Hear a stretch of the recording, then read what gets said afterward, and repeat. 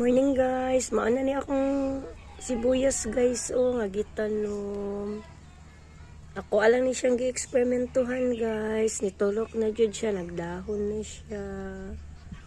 Kani murag kuan na siya guys, murag namatay man siya guys, oy wawa.